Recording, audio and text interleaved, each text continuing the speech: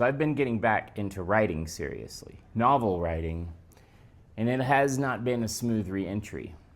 There's this idea, I think Aristotle said something like this, that you are what you repeatedly do.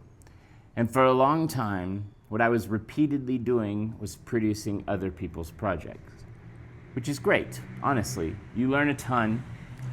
But at some point, I decided I want to get back to my own work.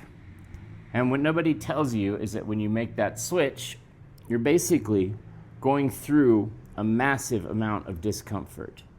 Because your brain has been trained, it's been running a certain program, and now you're asking it to run a different one.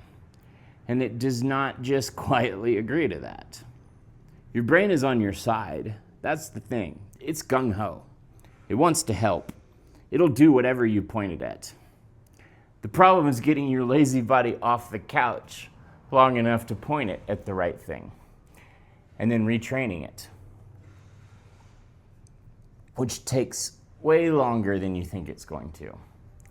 And the whole time you're in that retraining period, you're sort of on a hope and a prayer that it's even going to work. While your friends who stayed on the track are buying houses and getting accolades that you probably would have gotten too if you stayed put. But, and this is the thing I keep coming back to, it was probably more for them anyway. And if you'd done that, you might not be as happy as they are. At least you're chasing the thing that was always in the back of your mind.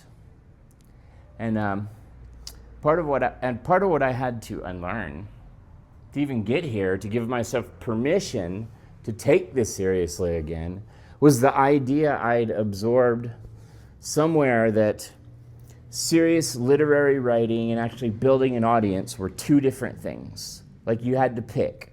Either you write the real stuff and you're broke, or you write for the market and you've sold out. And I've come to think that whole framing is just not true. It's a story that got told a long time ago, and a lot of writers have been making themselves miserable over it ever since.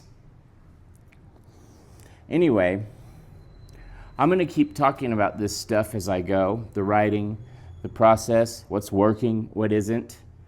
I'm calling these pajama jams because my mom got me these pajamas for Christmas, and I've never in my life been a pajama person, but it's a new world. Time to cozy it up. If you want to be part of this, follow along.